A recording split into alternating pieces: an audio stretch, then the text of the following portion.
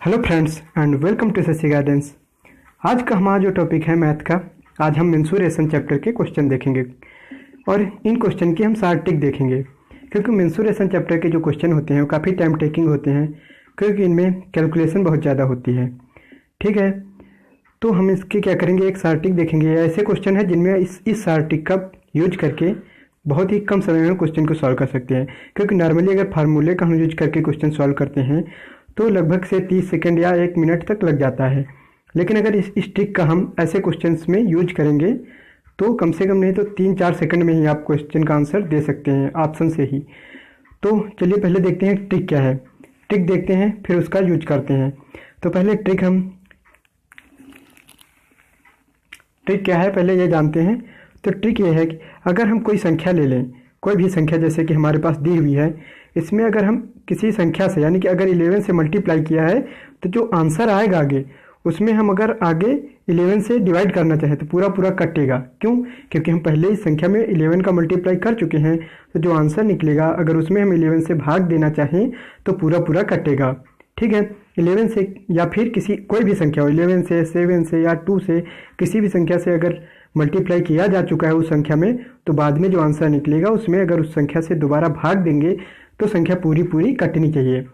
बस इसी ट्रिक का हम यूज करेंगे। तो चलिए देखते हैं यूज कैसे करेंगे। पहले यूज देख लेते हैं फिर और बातें करेंगे इस ट्रिक के बारे में। तो पहले क्वेश्चन सॉल्व कर लेते हैं एक। तो क्वेश्चन क्या दिया हुआ है कि एक किसी बेलन के आधार का व्यास 7 सेंटीमीटर है तथा ऊंचाई 16 सेंटीमीटर है। बेलन का तिर्यक पृष्ठ क्षेत्रफल यानी कि लेटरल सरफेस एरिया पूछ रहा है हमसे। तो बेलन के तिर्यक पृष्ठ क्षेत्रफल का फार्मूला क्या होता है? 2 पाई आर एच। इसमें अगर देखें तो आर और एच की तो वैल्यू हमें रखनी पड़ेगी, लेकिन 2 पाई जो है ये कांस्टेंट होता है। और 2 पाई में क्या है, 2 इंटू पाई क्या है, 22/7। ठीक है, अब 22/7 को अगर हम लिखना चाहें तो क्या लिखेंगे, 2 इंटू 11/7। तो इसको क्या कर सकते हैं, 4 इंटू 11 भी तो लिख सकते हैं, 4 इंटू 11/7 इंटू आर एच की वैल्यू हमें रखनी होगी। तो हम बिना आर एच की वैल्यू रखे हुए हम इससे सॉल्व कर सकते हैं। कैसे? क्योंकि यानी कि अगर आर एच की वैल्यू हम रख के अगर जो भी आंसर निकालेंगे वो आंसर इन ऑप्शन में से कोई एक होगा। तो यानी कि उनमें 11 और 4 का मल्टीप्लाई हो चुका है पहले ही। तो अब अगर हम जो आंसर निकल रहा है उसमें 11 या 4 से डिवाइड करना चाहे तो पूरा पूरा कटना चाहिए। तो यही हम डिविजिबिलिटी यहाँ पे लगा के आंसर निकालेंगे। तो यानी कि अगर 11 से हम डिविजिबल करना चाहे तो जो आंसर निकला होगा वो 11 से पूरा पूरा डिविजिबल होना चाहिए। तो हम ऑप्शन में चेक करेंगे कौन सा ऑप्शन 11 से पूरा पूरा डिविजिबल है या और 4 से भी। तो इन दोनों की डिविजिबिलिटी चेक करके हम आंसर निकाल सकते हैं। ज़्यादातर आंसर ऐसे क्वेश्चन के इससे निकल आते हैं। तो पहले चेक करते हैं 11 की डिविजिबिलिटी। तो उससे पहले 11 की डिविजिबिलिटी देख लेते हैं क्या होती है। कोई भी संख्या अगर दी हुई 2, 5, 7, 8, 9 कुछ भी दिया हुआ है, अगर ये संख्या दी हुई है तो 11 की डिविजिबिलिटी क्या होती है कि एकांतर क्रम के अंकों का योग का अंतर कर लेते हैं। एकांतर क्रम के अंक कैसे कि पहले अगर फर्स्ट प्लेस लिया तो फिर थर्ड प्लेस और फिर फिफ्थ प्लेस, एक ये बन गया जोड़ा। इसका हम ऐड करें तो क्या हो जाएगा, 9, 9, 18 ऐड आया इन तीनों का। ठीक है, अब दूसरे जो बचे हैं सेकेंड प्लेस और फोर्थ प्लेस, और आगे होता तो 6th प्लेस ले लेते हैं, लेकिन वो है नहीं तो 2 ही प्लेस हैं। तो सेकेंड प्लेस और फोर्थ प्लेस को ऐड करेंगे तो कितना आएगा, 13। और इनका डिफरेंस निकाला जाता है। डिफरेंस कितना है, 5। तो ये जो डिफरेंस आता है ये अगर 0, 11 या 11 का मल्टीपल 22, 33 ऐसा कुछ आता है तो 11 से डिविजिबल होगा। अगर इनके अलावा कुछ जैसे कि इसमें 5 आया तो यानी कि ये संख्या 11 से डिविजिबल नहीं है। 11 से डिविजिबल होने के लिए जो डिफरेंस है वो इनमें से कोई आना चाहिए, 0 आए या 11 आए या फिर 11 का मल्टीपल आए। तो हमें यहाँ पे क्या करना है कि 11 की डिविजिबिलिटी चेक करनी है और 4 की भी हम चेक कर सकते हैं। तो किसी भी एक की चेक करके हम आंसर निकाल सकते हैं। तो पहले हम 11 की चेक करते हैं। तो 11 की डिविजिबिलिटी के लिए क्या करना है कि एकांतर क्रम के अंकों के योग का अंतर करना है। तो यहाँ अगर फर्स्ट प्लेस तो फिर थर्ड प्लेस लेंगे, ऐड करेंगे तो क्या आएगा, 5 आएगा। और यहाँ सेकेंड प्लेस में भी क्या है, 5। डिफरेंस निकालेंगे कितना आएगा, 0, यानी कि ये 11 से डिविजिबल है ये संख्या। और भी चेक कर लेते हैं। तो इसमें देखें तो फर्स्ट और थर्ड प्लेस का ऐड कितना होगा, 3, सेकेंड प्लेस पर 5, अंतर निकालेंगे 2 आएगा जो कि नहीं है, यानी कि 11 से डिविजिबल ये संख्या नहीं है।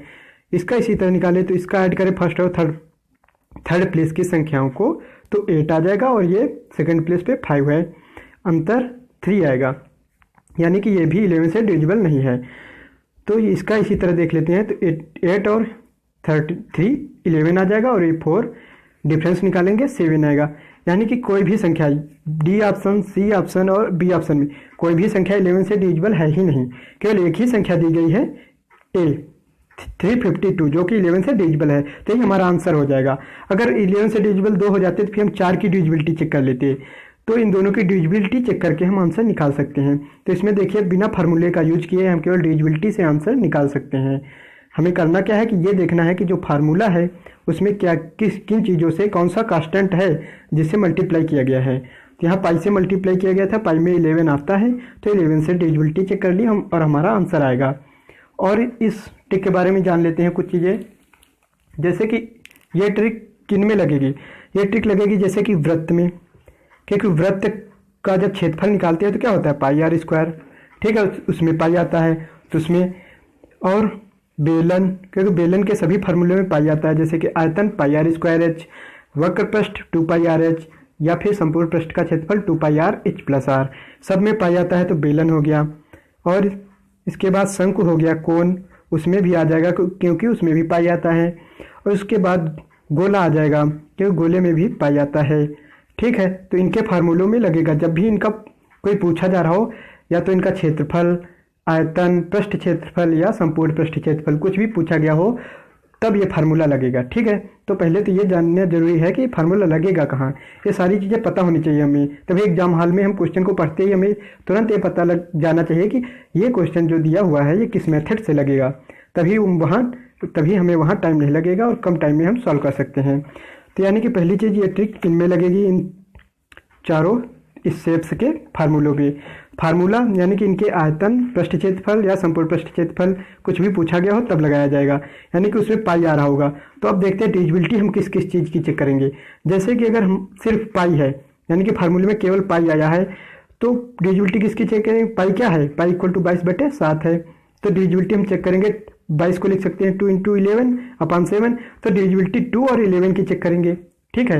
11 की डिविजिबिलिटी देख लेंगे और फिर 2 की देख लेंगे, दोनों की चेक करके हम आंसर निकालेंगे। और अगर 2 पाई आया है, जैसे कि बेलन का वक्र पृष्ठ था 2 पाई आर एच, इसमें 2 पाई आया है, कांस्टेंट क्या है 2 पाई, तो इसकी वैल्यू क्या आ जाएगी 2 × पाई की वैल्यू 22/7। 2 × 22 को लिख सकते हैं 2 × 11/7। अब डिविजिबिलिटी किसकी चेक करेंगे, 2 × 2 ये क्या हो जाएगा 4 × 11/7।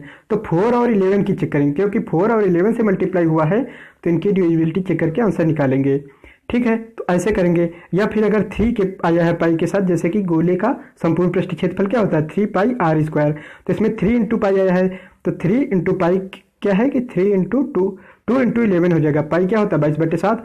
तो अब यहाँ पे 3 की चेक कर लेंगे, 11 की चेक कर लेंगे, 2 की, तो डिविजिबिलिटी चेक करके आंसर हम निकाल सकते हैं। तो पहली चीज़ ये जो शेप्स हैं इनके जब आयतन, पृष्ठ क्षेत्रफल या संपूर्ण पृष्ठ क्षेत्रफल पूछा जाएगा तो हम तुरंत उसका फार्मूला लिखेंगे। जैसे कि यहाँ हमने बेलन का लिखा था, ये बेलन का संपूर्ण वक्र पृष्ठ पूछा गया तो फार्मूला हमने लिखा, फिर देखा कि हमें किसकी डिविजिबिलिटी चेक करनी है। तो वैसे ही जब भी हमें कुछ पूछा जाएगा तुरंत उसका फार्मूला लिखेंगे, फिर हम ये देखेंगे डिविजिबिलिटी किस चीज़ की हमें चेक करनी है, और तुरंत डिविजिबिलिटी चेक करके हम ऑप्शन से आंसर निकालेंगे। अब बात आती है डिविजिबिलिटी की। तो डिविजिबिलिटी कैसे चेक करेंगे। डिविजिबिलिटी कुछ अंकों की देख लेते हैं जिनकी ज़रूरत है, बाकी डिविजिबिलिटी सभी डिविजिबिलिटी हम नंबर सिस्टम के चैप्टर में देखेंगे। तो यहाँ कुछ मेन अंकों की जिन संख्याओं की डिविजिबिलिटी की ज़रूरत लगेगी इस चैप्टर में। तो उसमें सबसे पहला क्या होता है 11 का, जैसे कि मैं बता भी चुका हूँ। कोई भी संख्या दी हुई हो जैसे 2 8 9 7 3, करना क्या है एकांतर क्रम के अंकों का योग कर लेना है, फिर उनका डिफरेंस निकाल लेना है। जैसे कि फर्स्ट प्लेस पहले लेंगे तो फिर थर्ड प्लेस, उसके बाद फिफ्थ प्लेस, इनका ऐड करेंगे तो कितना है 9 + 2 11 3 14, इनका ऐड कितना आया 14। और इसी तरह जो बचेंगे वो कौन सा सेकेंड प्लेस और फोर्थ प्लेस, इनका ऐड करेंगे तो ऐड कितना आया 15, इनका डिफरेंस निकालेंगे जैसे कि यहाँ पे 1 आया। तो ये जो डिफरेंस होना चाहिए ये हमेशा क्या होना चाहिए 0 या फिर 11 या 11 का मल्टीपल, यानी कि 22 या 33, और आगे है इसे 44 वगैरह। तो ये चीज़ें अगर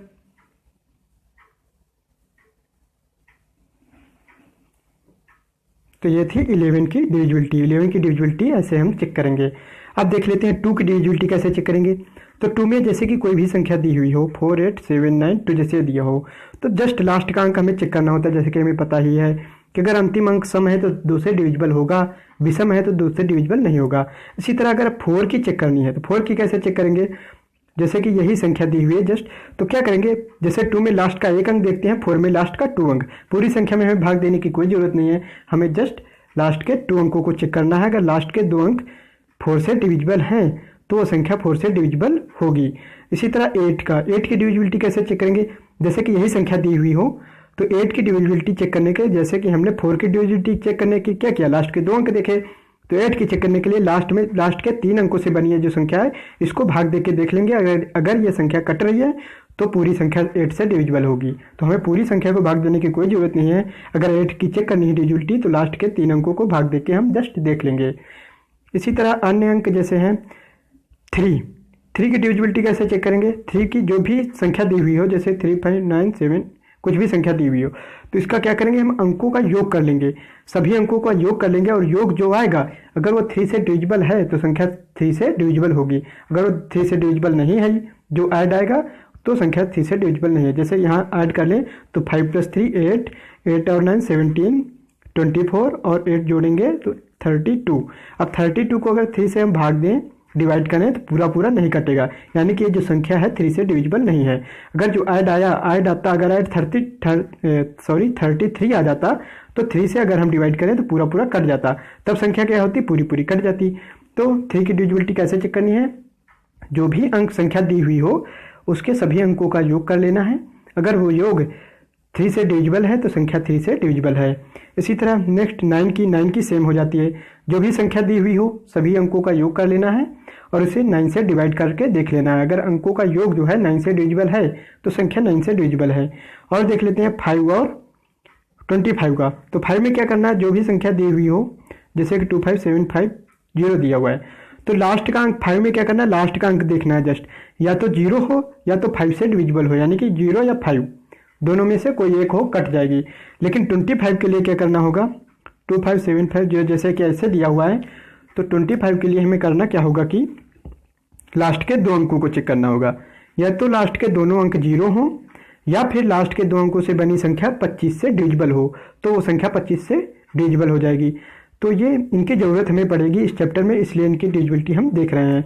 और एक संख्या की डिविजिबिलिटी हम देख लेते हैं, जैसे कि 7 की डिविजिबिलिटी क्या दी हुई है कि जैसे कोई भी संख्या दी हुई है तो हम क्या करेंगे, इकाई का अंक लेंगे, उसमें 2 का मल्टीप्लाई करेंगे। जैसे इसमें इकाई का अंक 3 है, 2 का मल्टीप्लाई कराया और शेष जो संख्या बचेगी, 2 का मल्टीप्लाई कराया कितना है 6, और जो शेष संख्या बचेगी उसमें 6 क्या करना है, 6 को घटा देना है। तो 6 जब इसमें घटाएंगे तो क्या आ जाएगा 28, और 28 हमें पता है कि 7 से डिविजिबल है, तो यानी कि यह संख्या 7 से डिविजिबल है। यानी क्या किया जाता है, इकाई के अंक में 2 का गुणा और शेष संख्या में उसको घटा दिया जाता है। तो जो संख्या आती है अगर वो 7 से डिविजिबल है तो पूरी संख्या 7 से डिविजिबल है। तो ये थी 7 की डिविजिबिलिटी। तो ये कुछ इंपॉर्टेंट डिविजिबिलिटीज थी जो इस चैप्टर में यूज आएंगी। तो सिंपल क्या मेथड है इसमें, पहले तो ये देखना है कि जो क्वेश्चन दिया हुआ है उसमें हमें हमारा ये मेथड लगेगा या नहीं, यानी कि उसको ये चेक कर लेना है। तो कैसे चेक करना है कि पहले हम देखेंगे शेप हमारे पास कौन सा है। शेप इनमें से होना चाहिए वृत्त, बेलन, शंख या गोला, जिनमें कि फार्मूले होते हैं आयतन, पृष्ठ क्षेत्रफल और संपूर्ण क्षेत्रफल के। जब ये पूछे जाएंगे डायरेक्ट तभी फार्मूला लगेगा। फार्मूला हम फिर क्या करेंगे, फार्मूला तुरंत लिखेंगे। जैसे कि कोई एक फार्मूला ले लेते हैं 2πr/h, किसका है, बेलन का वक्र पृष्ठ। फिर हम क्या करेंगे, कांस्टेंट देखेंगे क्या है और उस कांस्टेंट की वैल्यू लिख लेंगे। यानी जैसे 2π है तो 2 × π की वैल्यू क्या है, 2 × 11/7। तो ये क्या करेंगे, ये बन जाएगा 11 और ये बन जाएगा 4। तो 4 और 11 की डिविजिबिलिटी हम चेक करेंगे और आंसर निकालेंगे। ठीक है, तो ये स्टेप हमें फॉलो करने हैं। और 7 की डिविजिबिलिटी भी इसमें कब देखा जाता है, जैसे कि r² लिखा हुआ हो, जैसे कि कब πr² वृत्त का क्षेत्रफल, इसका आंसर, और आंसर हमेशा जो ऑप्शन हो वो दशमलव में ना हो। प्राकृतिक संख्याएं जब लिखी होंगी तभी इस ट्रिक का फॉलो करेंगे, क्योंकि दशमलव में होगा तब ये डिविजिबिलिटी वाली ट्रिक फॉलो नहीं होगी।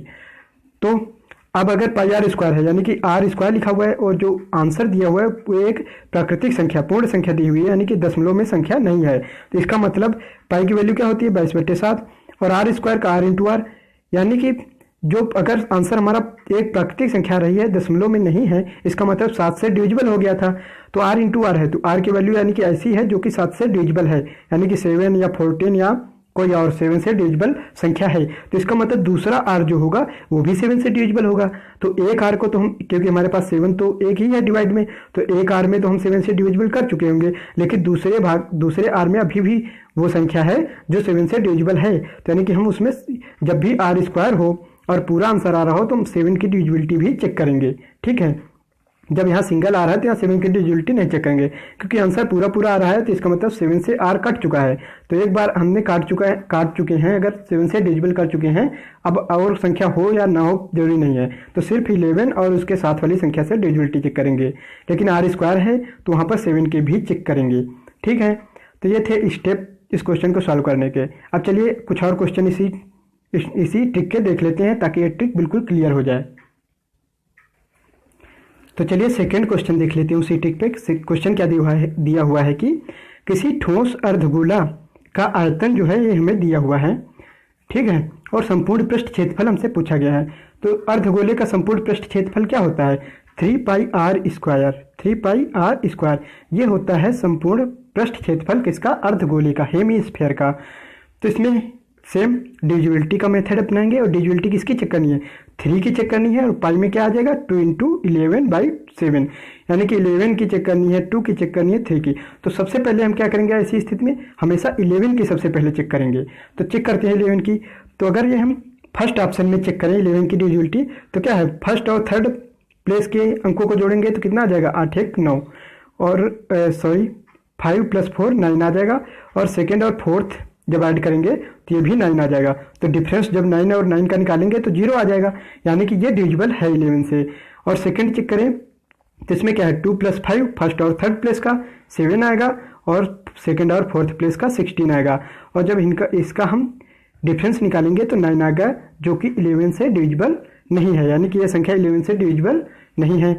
और नेक्स्ट देखें, इसमें अगर चेक करें तो 3 और 1 4 आ जाएगा, और 8 और 7 कितना आ जाएगा? 15, और डिफरेंस निकाले तो 11 आ जाएगा, यानी कि ये भी 11 से डिविजिबल होगा। तो हमें 2 ऑप्शन अभी तक मिले हैं जो 11 से डिविजिबल होंगे।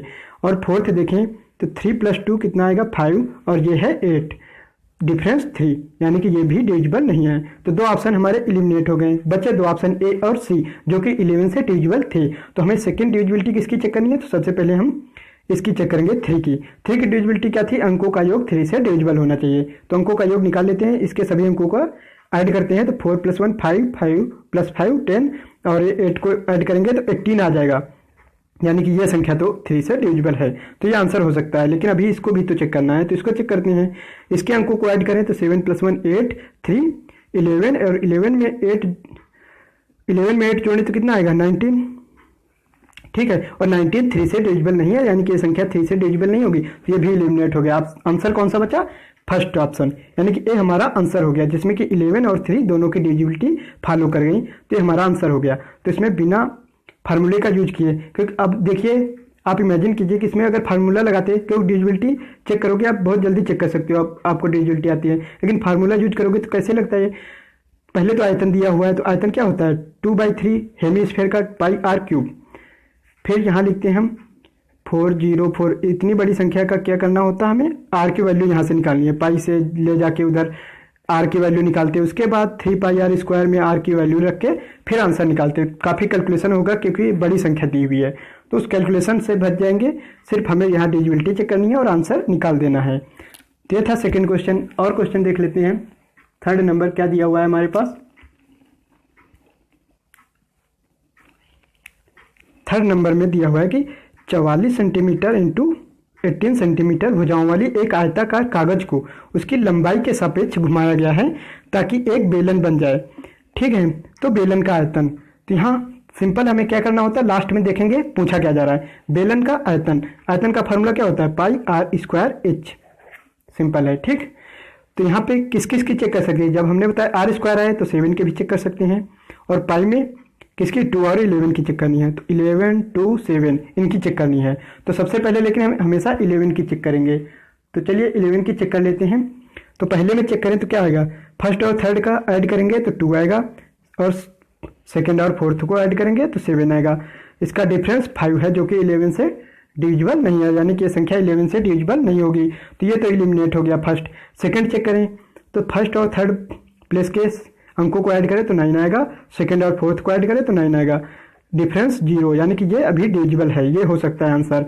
और थर्ड में चेक करें तो 3 0 3 आएगा, 7 0 7 आएगा, डिफरेंस 4, यानी कि ये डिविजिबल नहीं है, ये ऑप्शन एलिमिनेट हो जाएगा। इसी तरह फोर्थ को चेक करें तो फर्स्ट और थर्ड प्लेस के 7 3 10 हो जाएगा, 7 2 9, डिफरेंस 1, ये भी 11 से डिविजिबल नहीं है, तो एक ही हमारा निकला। बहुत सारे क्वेश्चन होंगे जो एक ही बार में एलिमिनेट होकर आपका आंसर निकल आएगा, तो ऐसे क्वेश्चन में आप खुद सोचिए कितना समय लगेगा, बस 2-4 सेकंड लगेंगे और काफ़ी टाइम आपका सेव हो जाएगा। ये हो गया हमारा आंसर, सॉरी फर्स्ट नहीं सेकंड में डिविजिबिलिटी फॉलो की गई थी, तो हमारा आंसर कौन सा आ जाएगा, सेकंड नंबर। ठीक है, तो यहाँ कुछ नहीं, कोई कैलकुलेशन नहीं करनी, जबकि अगर इसको हम कैलकुलेशन करना चाहें तो कैसे लगता, इसको ये जो दिया है कागज, ये इसकी लंबाई है, ये चौड़ाई है, और इसको आयताकार है, और इसको उसकी लंबाई के सापेक्ष घुमाया जाए, तो पहले तो हमें ये देखना होगा कि इसको लगाना कैसे है। तो अगर हम ये ले लें, मान लें इसको एक आयत, आप एक कागज़ देख रहे होंगे, इसको आयत मान लें, तो कहीं क्या रहा है, लंबाई के सापेक्ष घुमाया जा रहा है। ठीक है, तो जब भी लंबाई के सापेक्ष घुमाते हैं तो ये लंबाई के सापेक्ष घुमाएंगे। ठीक है, ऐसे तो ये जो चौड़ाई होती है वो, ये जो चौड़ाई होगी ये इसकी ऊंचाई बन जाएगी h, और जो लंबाई होगी वो एक आगे और ऊपर और नीचे दोनों तरफ क्या बन जाएगा, एक वृत्त।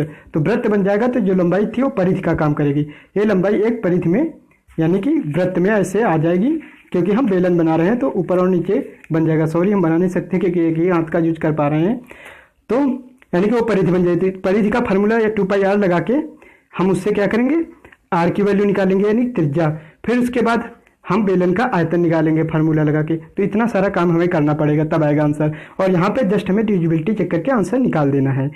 तो चलिए 4 नंबर चेक देख लेते हैं। नेक्स्ट क्वेश्चन है हमारे पास, the height of a cone is 24 centimetre and curved surface area is 550 centimetre square, its volume is, यानी कि आयतन पूछा गया है। क्या पूछा गया है कि एक शंकु है जिसकी ऊंचाई 24 सेंटीमीटर है, पृष्ठ क्षेत्रफल इतना है और आयतन, तो हमें कुछ नहीं करना, सीधे आयतन पूछा गया है शंकु का, तो आयतन का फार्मूला लिख लेना 1/3 πr स्क्वायर h। ठीक है, हमें यहाँ पे क्या चेक करना, r स्क्वायर है तो 7 की चेक कर सकते हैं, पाई है तो 2 × 11 की चेक कर सकते हैं, यानी 2 की और 11 की, तो चेक करते हैं। और हमें करना क्या है, सबसे पहले 11 की चेक करनी है, तो फर्स्ट और थर्ड प्लेस को ऐड करेंगे तो 1 आएगा, सेकंड और फोर्थ प्लेस को ऐड करेंगे 2 आएगा, डिफरेंस 1, ये नहीं हो सकता, हमारा आंसर 11 से डिविजिबल ही नहीं है। ठीक है, सेकंड में इसी तरह चेक करेंगे, 3 + 1 4 आएगा, 2 + 2 4 आएगा, डिफरेंस 0, ये आंसर हो सकता है हमारा भी। थर्ड को चेक करें तो 4 + 1 5 आएगा, 2 + 0 2 आएगा, डिफरेंस 3, आंसर नहीं हो सकता, एलिमिनेट हो जाएगा ये। 6 + 1 7 आएगा, 2 + 0 2 आएगा, डिफरेंस 5, ये भी नहीं होगा, तो एलिमिनेट होके कौन सा आ गया, सॉरी ये पहला नहीं दूसरा आया था, तो दूसरे में डिविजिबिलिटी हमारी फॉलो की है, तो दूसरा क्या हो जाएगा हमारा आंसर। तो जस्ट ऐसे ही इसे डिविजिबिलिटी से हम क्वेश्चन को सॉर्ट आउट करेंगे, बहुत ही सिंपली और बहुत ही कम समय में हो जाएगा। ठीक है, तो ये था 4th नंबर। एक और क्वेश्चन हमारे पास है, उसको भी देख। नेक्स्ट क्वेश्चन हमारे पास 5 नंबर, इसको देखते हैं। क्या दिया हुआ है कि किसी समकोणीय शंकु की ऊंचाई 24 सेंटीमीटर है व इसका आयतन 1232 यानी कि 1232 सेंटीमीटर स्क्वायर है, तो इसका पृष्ठीय क्षेत्रफल, शंकु का पृष्ठीय क्षेत्रफल पूछ रहा है। तो इस क्वेश्चन में क्या पूछा गया है, पृष्ठीय क्षेत्रफल, एक शंकु है जिसका पृष्ठीय क्षेत्रफल, तो शंकु का पृष्ठ क्षेत्रफल क्या होता है, πr/l। ठीक है, तो यहाँ पाई आया है, तो सबसे पहले पाई में क्या है 2 × 11 होता है, बाई 7 भी होता है, उसकी जरूरत नहीं है, तो 11 और 2 यानी कि इनकी डिविजिबिलिटी हमें चेक करनी है। ठीक है, तो पहले इनकी चेक करते हैं। तो क्या है कि पहला ऑप्शन है 550, फर्स्ट और थर्ड को ऐड करेंगे तो कितना आएगा 5, और ये सेकंड पे 5, डिफरेंस 0, ये हो सकता है। इसी तरह इसमें करें 7 + 4 11 और 0 है इसका, तो ये आ जाएगा डिफरेंस कितना 11, यानी कि ये भी हो सकता है, क्योंकि डिफरेंस क्या होना चाहिए, या तो 0 हो या 11 या 11 के डिविजिबल, तो ये भी हो सकता है। थर्ड को चेक करें तो 9 + 4 13 और ये 2, बच्चा क्या 11, ये भी हो सकता है। इसमें भी चेक करें तो 5 + 1 6 और 4 + 2 6, इसमें 0, यानी कि चारों ही ऑप्शन अब 11 से डिविजिबल हो रहे हैं, तो यानी कोई दूसरी चीज़ हमें सोचने की ज़रूरत है। और 2 से भी अगर देखें तो सभी डिविजिबल हैं। ठीक है, यानी कोई नई चीज़ इसमें क्या है कि ये समकोणीय शंकु है, यानी कि अगर ये शंकु है तो ये समकोण है, यानी कि ऊंचाई जो है आधार पे समकोण बनाएगी 90 और इसकी ऊंचाई जो दी हुई है 24।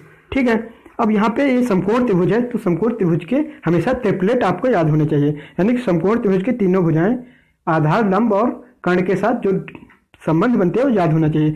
तो जैसे कि 24 के साथ किसका संबंध बनता है? 7, 24 और 25 का बनता है, यानी कि 25 क्या है?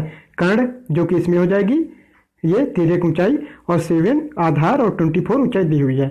तो ट्रिपलेट क्या बना इसका? 7, 24 और 25। कुछ और भी ट्रिपलेट इंपॉर्टेंट देखते हैं अभी, उससे पहले इस क्वेश्चन को देख लें। तो यहाँ हमें तुरंत चेक करना होगा कि ऊंचाई दी हुई थी तो हमें तुरंत इसकी तिर्यक ऊंचाई और आधार आर की वैल्यू कैसे निकल आई। अगर आपको समकोण त्रिभुज के और ट्रिपलेट याद हैं कुछ इंपॉर्टेंट वाले, तो 24 था, 24 के साथ 7 और 25 का बनता है, तिर्यक ऊंचाई 25 हो जाएगी। अभी 25 की हमने डिविजिबिलिटी क्या चेक की? लास्ट के दोनों अंक या तो 0 हो या फिर लास्ट के दो अंकों से बनी संख्या डिविजिबल हो। तो ये 54 है, कभी नहीं डिविजिबल हो सकती, ये भी नहीं होगी 25 से। इसमें 04 ये भी नहीं होगी 25 से। इसमें लास्ट में क्या है? 50 क्या होता है? 25 से डिविजिबल है, तो ये संख्या डिविजिबल हो जाएगी। आंसर आएगा हमारा फर्स्ट, ये सही हो जाएगा। तो यानी कि हमने यहाँ 11 से और 2 से चेक किया तो सभी डिविजिबल थे, तो हमें यहाँ पे ऊंचाई दी हुई थी और जो कि समकोणीय शंकु था, तो यहाँ समकोण त्रिभुज बन गया और इसके ट्रिपलेट हमें याद अगर होंगे तो हम इसको कर सकते हैं। तो जरूरी नहीं कि वहाँ 11 से डिविजिबल हुई हो जाए। अगर नहीं हो रहा है तो दो ऑप्शन बचेंगे, या तो फिर आप दोबारा से फार्मूले से लगाएं या फिर ऐसी कुछ चीज़ याद होनी चाहिए। तो जितने ज़्यादा से ज़्यादा चीज़ों की आप डिविजिबिलिटी चेक कर सकते हैं। तो इसमें क्या होता है, काफ़ी क्वेश्चन, यानी कि अगर 10 क्वेश्चन ले तो 8 क्वेश्चन जरूर ऐसे होंगे जो डिविजिबिलिटी से चेक हो जाएंगे। बहुत कम क्वेश्चन मिलेंगे जिसमें 2 या 3 में हो रहा है कि सभी से डिविजिबल हो रहे हैं, तो आंसर कौन सा होगा, ऐसे कम होंगे। तो ऐसा क्या, इसमें क्या होगा कि ऐसा कोई भी अगर 1-2 क्वेश्चन भी एग्जाम में आप कर ले जाएं तो सोचिए कि अगर 2 क्वेश्चन आए हैं तो उसमें आप 2 से 3 मिनट लगा दोगे, लेकिन अगर इस ट्रिक से फॉलो कर गए और आंसर आ गए तो आप 4-5 सेकंड में दोनों क्वेश्चन लगा दोगे, यानी कि कितना टाइम सेव कर सकते हैं आप। तो यहाँ पे मैं ट्रिपलेट बताने की बात कर रहा था, तो कुछ इंपॉर्टेंट देख लेते हैं समकोण त्रिभुज के। जैसे कि सबसे पहला और सबसे इंपॉर्टेंट क्या है? 3, 4, 5। ये बहुत यूज आता है, ज़्यादातर यही यूज आता है, इसको तो याद ही रखें, सबसे छोटा होता है। तो 3, 4, 5 के साथ संबंध बनता है कर्ण, लंब और आधार। इसके बाद आता है 6, 8 और 10। सेकंड ट्रिपलेट हो गया क्या? 6, 8 और 10। और नेक्स्ट है हमारा 8, 15। 8 और 15 के साथ बनता है 17 का। ठीक है, और अगर हम देखें तो बनता है 7, जैसे कि अभी देखा था 7 और 24 का 25 के साथ बनता है। ठीक है, और इसी में इम्पॉर्टेंट अगर देखें तो क्या है, यही ज़्यादातर इम्पॉर्टेंट है जो पूछे जाते हैं। ठीक है, तो और इससे बड़े भी हैं तो उनका कोई फ़ायदा नहीं लिख के। और एक है 5 का 12 के साथ 13 से बनता है। तो ये 1, 2, 3, 4 और 5, ये 5 याद रखें क्योंकि ज़्यादातर इन्हीं में से आ जाएगा। ठीक है, क्योंकि क्वेश्चन में जो ज़्यादा यूज आएंगे उन्हीं को याद करने से फ़ायदा है, तो आप इनको याद रखेंगे, ज़्यादातर क्वेश्चन इन्हीं से सॉल्व हो जाएंगे। ठीक है, तो ये रही आज की हमारी ट्रिक। तो मैंने कोशिश की इसमें, तो अगर आप इस ट्रिक का यूज करते हैं और कोई क्वेश्चन आप इससे मिल जाता है लगाने को, तो बहुत ही कम समय में कर सकते हैं। तो ये थी हमारी ट्रिक। आई होप कि आपको ये ट्रिक पसंद आई होगी। तो ये ट्रिक पसंद आई हो तो इस वीडियो को लाइक एंड शेयर जरूर करें, और हमारे चैनल को अभी तक आपने सब्सक्राइब नहीं किया है तो सब्सक्राइब जरूर कर लें, क्योंकि ऐसे ही अन्य ट्रिक्स, अन्य टॉपिक्स पर हम बनाते रहेंगे। तो चलिए मिलते हैं अगले वीडियो में। आज का ये वीडियो देखने के लिए धन्यवाद।